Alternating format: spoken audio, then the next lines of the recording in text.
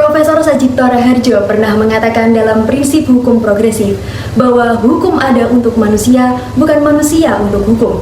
Karena itu, jangan sampai kita memuja angka pertumbuhan ekonomi di atas kertas, sementara keselamatan rakyat perlahan terkubur dalam krisis ekologis. Assalamualaikum warahmatullahi wabarakatuh. Salam Om Swastiastu, Namo Buddhaya, salam kebajikan, Rahayu. Dewan Juri yang arif dan bijaksana, serta instan pemerhati hukum yang berbahagia. Perkenalkan, kami dari tim Trinity. Saya Putri Gita Ramatin selaku pembicara pertama, beserta rekan saya Siti Sufiatun Nabia selaku pembicara kedua, dan Zakia Fitrotum Nisa selaku pembicara ketiga.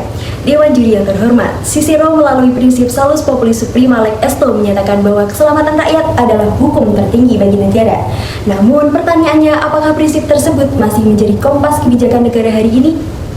Pertanyaan inilah yang membawa kita pada mosi perdebatan kali ini, yaitu penekanan berlebihan pada pertumbuhan ekonomi telah mengaburkan prioritas negara dalam merespon krisis ekologis. Namun, sebelum melangkah dalam tatanan argumentasi kami, perkenankanlah kami untuk menyampaikan lahirnya latar belakang mosi perdebatan kita kali ini. Dewan Juri yang terhormat, mosi ini muncul dari kenyataan bahwa pembangunan seringkali menekankan angka pertumbuhan ekonomi, sementara persoalan kerusakan lingkungan tidak menjadi prioritas utama. Negara merasa berhasil, produk domestik bruto meningkat, tetapi pada saat yang sama kerusakan hutan, pencemaran air dan bencana ekologis semakin sering terjadi. Yang kami maksud dengan penekanan berlebihan pada pertumbuhan ekonomi adalah ketika negara menempatkan investasi, ekspansi industri dan eksploitasi sumber daya alam sebagai prioritas utama dalam kebijakan pembangunan.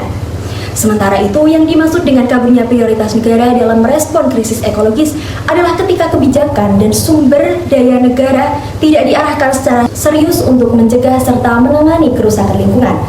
Berdasarkan hal tersebut, kami menyatakan setuju terhadap mosi perdebatan ini dengan dua argumentasi utama. Pertama, Dewan Juri yang terhormat, penekanan berlebihan pada pertumbuhan ekonomi mendorong paradigma pembangunan yang eksploitatif.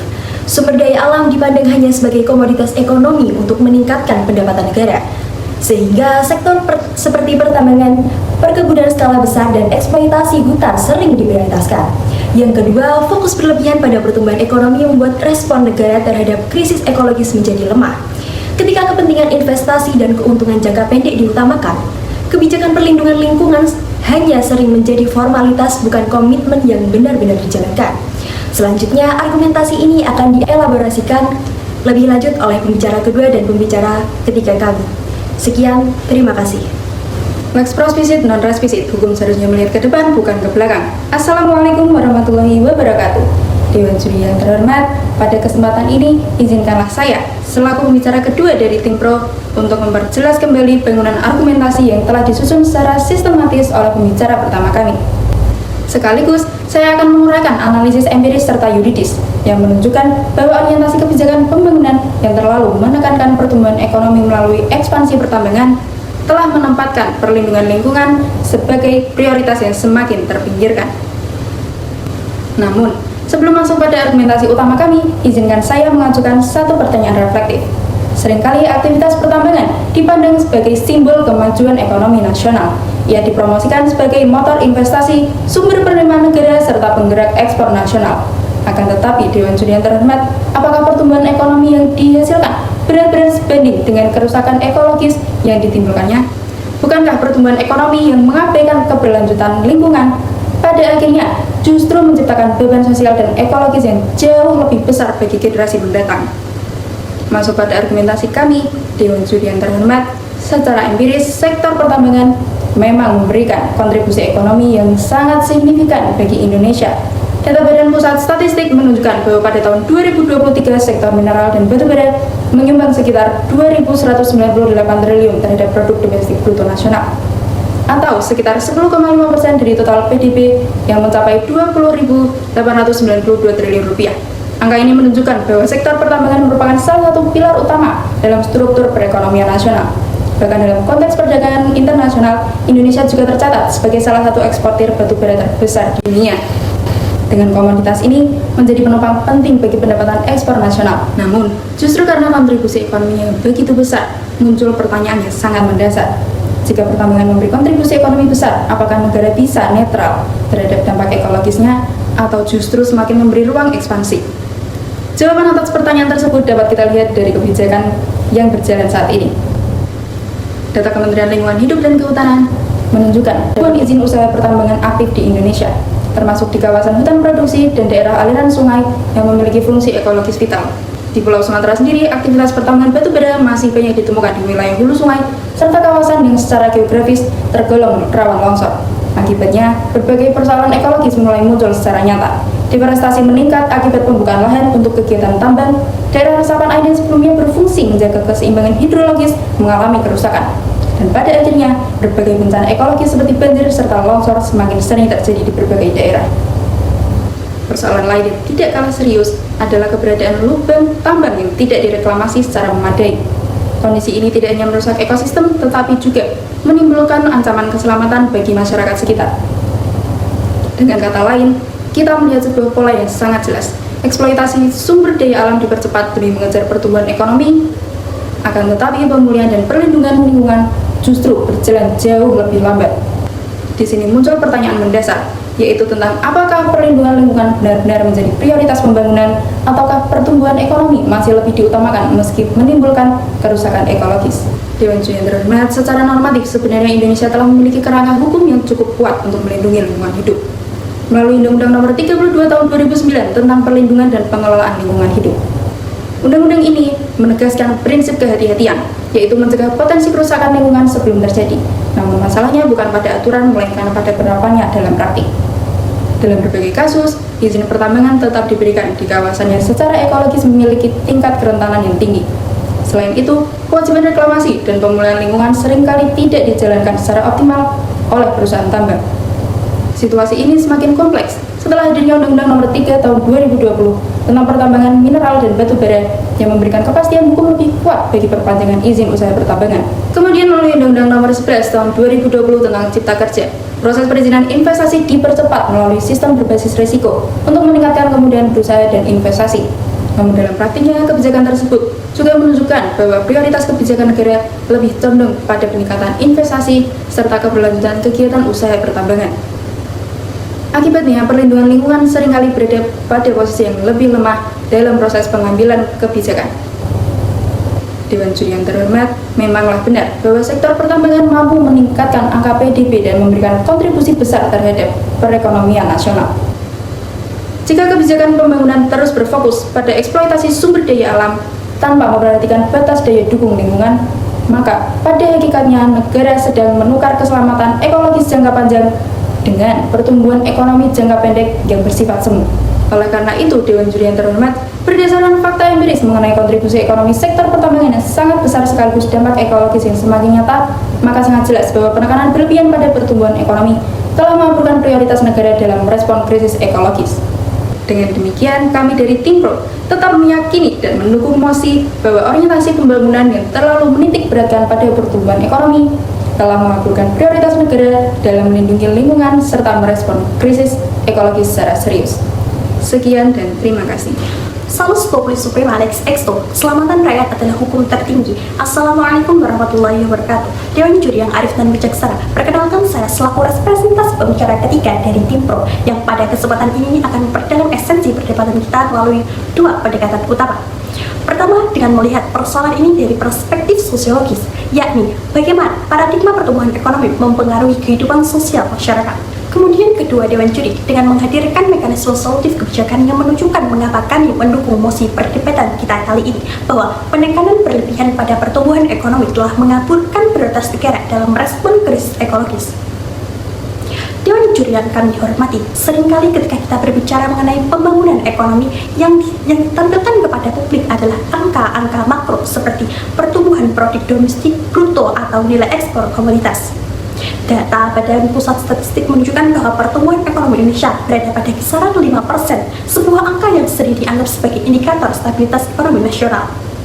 Namun dari perspektif sosiologis, pembangunan tidak hanya berbicara tentang angka statistik, tapi juga tentang bagaimana kebijakan tersebut mempengaruhi kehidupan masyarakat secara nyata.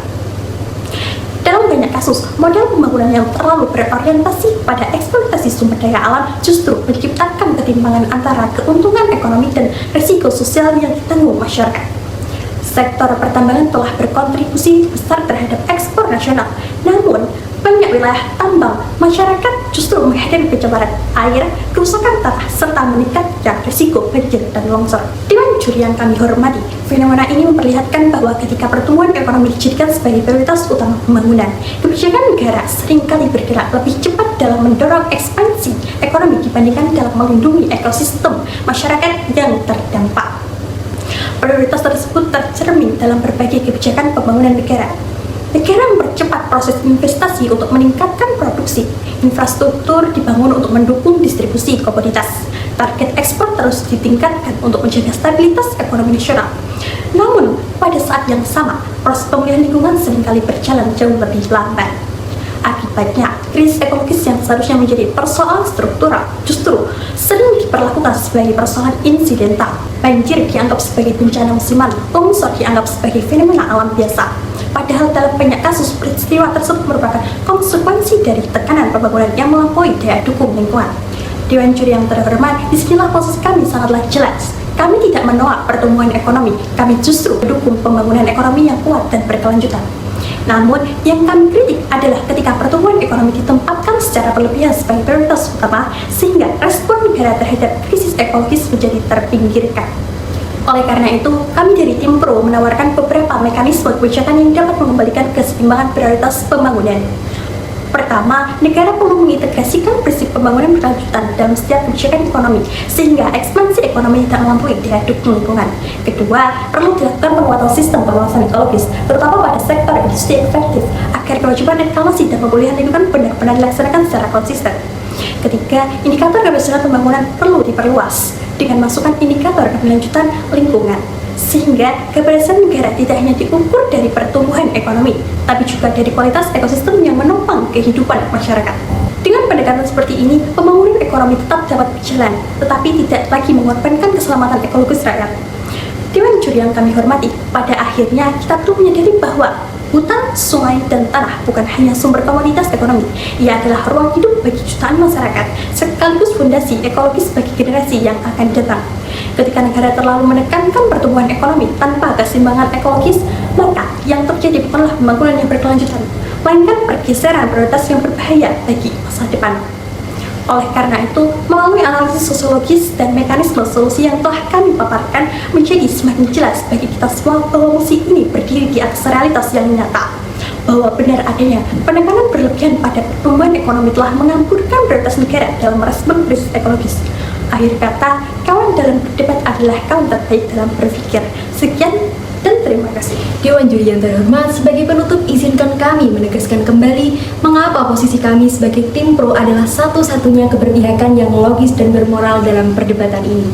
Melalui 3 lapisan argumen kami telah terbukti secara kumulatif bahwa yang pertama, secara filosofis dan ekologis, kita sedang terjebak dalam pencucian uang ekologis, di mana angka pertumbuhan ekonomi yang dibanggakan hanyalah angka semu yang dibayar dengan kehancuran ruang hidup masyarakat. Kita tidak bisa terus memuja PDB jika harga yang harus dibayarkan adalah nyawa rakyat yang terkubur lumpur akibat alam yang sudah tidak sanggup menopang kerakusan kita. Yang kedua, secara regulatif dan politis terjadi pengabaian prioritas yang sistematis. Negara lebih memilih mempercepat kepastian investasi dan perizinan melalui sistem berbasis risiko, namun lambat dalam menegakkan kewajiban reklamasi serta prinsip kehati-hatian lingkungan. Ini bukan sekedar kelalaian, melainkan penghamburan prioritas negara yang lebih takut investor lari daripada melihat rakyat kehilangan akses air bersih. Dan yang ketiga, secara struktural dan masa depan, kita tidak boleh membiarkan krisis ekologis menjadi normalitas sosial, di mana bencana dianggap siklus tahunan yang wajar. Jika pertumbuhan ekonomi memberikan legitimasi politik jangka pendek bagi penguasa, maka pemulihan ekologis adalah hak hidup jangka panjang bagi generasi mendatang yang tidak boleh dikompromikan. Dewan juri yang terhormat, jika salus populis suprema leg esto, keselamatan rakyat adalah hukum tertinggi, maka negara tidak boleh lagi menjadikan ekosistem sebagai tumbal di atas altar pertumbuhan ekonomi. Kita harus berani melakukan reposisi prioritas dari ekonomi yang ekspoliatif menuju ekonomi yang menghormati batas alam. Maka dengan keyakinan penuh dan bukti tak terbantahkan, kami menyatakan bahwa penekanan berlebihan pada pertumbuhan ekonomi memang telah mengaburkan prioritas negara dalam merespon krisis ekologis. Saatnya kita berhenti menggali kuburan massal di atas tanah kita sendiri. Prioritas harus dikembalikan, keadilan ekologis harus ditegakkan. Terima kasih. Wassalamualaikum warahmatullahi wabarakatuh.